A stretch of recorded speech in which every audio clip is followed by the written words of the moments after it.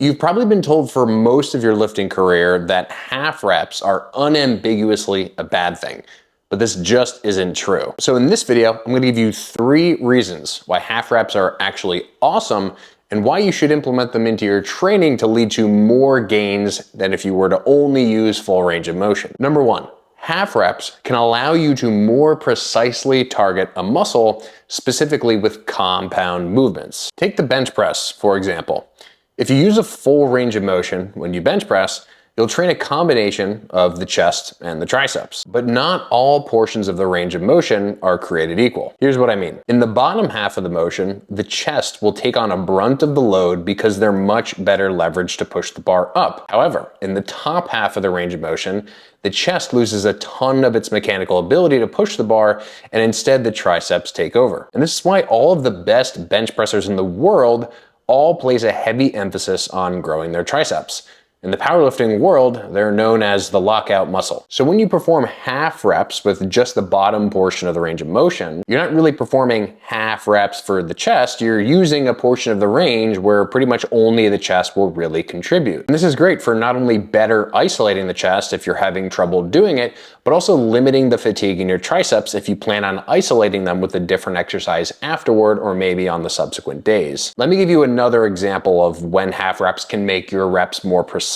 Take the lateral raise. Many people talk about how you should perform lateral raises with your arms all the way overhead so as to achieve a full ROM raise. But in the same way that the chest and triceps don't contribute equally to all portions of a bench press, the middle delts and traps in this case don't contribute equally to all portions of a lateral raise. So there's an obvious parallel here. The middle delt is the prime mover in the bottom half of the motion, while the traps take over in the top half of the motion. So you can kind of think about it like the middle delts are the chest in this context and the traps are the triceps in this context. So by performing a full range repetition on a lateral raise, you'll be getting a heavy blend of both the middle delt and the traps. By only performing a half rep, i.e. the bottom 90 degrees, you'll predominantly just be targeting the middle delt, without the traps interfering with a ton of that stimulus, and many people will report feeling a ton of traps in their lateral raises. Now, there are other reasons that you might feel your traps, which we won't be talking about in this video, but hopefully the example there is clear. Reason number 2. Now, this one is gonna sound a little bit weird,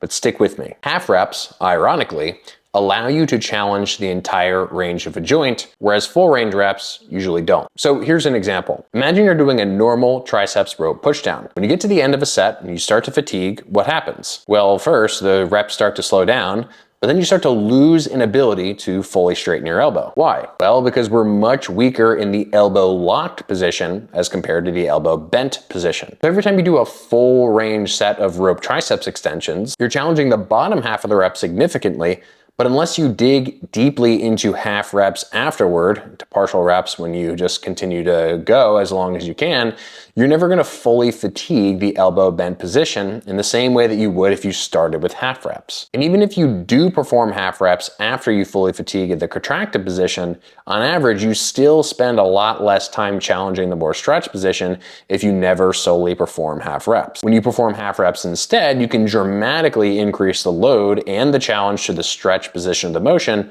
which is complementary to the full range style where you're mostly challenging the bottom. So in essence, the full range rep really mostly challenges the lockout, even if you do partials afterward, and the half rep using more weight will allow you to target more of the stretch position, which again is complementary to the full range version. Another great example of this is really any cable pulling exercise. On any cable pulling motion, the bottom or squeeze position is much more challenging than the top or the stretch position. So if you never perform half reps on pull downs, you're just gonna be chronically under challenging that top stretch portion of the range, which may be leaving gains on the table. So instead, you can just do some of your sets full range and then some of your sets as half reps. What you'll notice is that you can use a lot more weight for all of your half reps to adequately challenge that portion of the range, and you'll start to realize just how much that portion of the range was underloaded during your full range reps. So again, in this weird sort of irony, using half reps is one of the only ways to really actually challenge the full range of the muscle, because that's what we are really concerned about, is the muscle. Last but not least, number number 3, this one is super underrated, but it might actually be the most important for most people, which is that half reps are generally easier to maintain the same technique with. Why? Well, it's obvious. You're just using less range, so you have less total range of motion to have to control. As long as you're not using a stupid amount of load that's inappropriate for your strength, moving something less total distance is easier than moving something more total distance. So if you're struggling with an exercise in terms of its execution and with your control,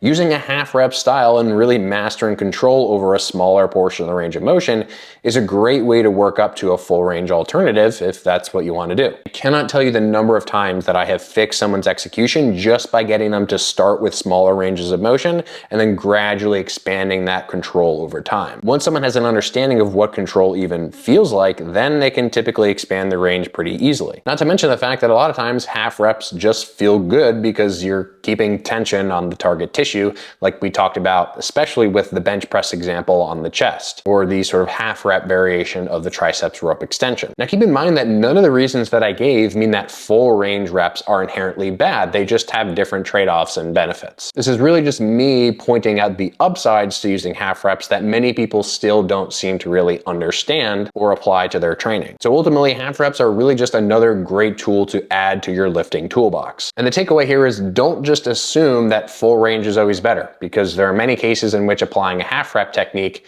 can actually be the more appropriate choice. Plus, they clearly grow lots of muscle, so either way, you're gonna be making gains. If you like this video and you wanna learn more from me, check out the links in the description below, and please make sure you're subscribed if you like my content.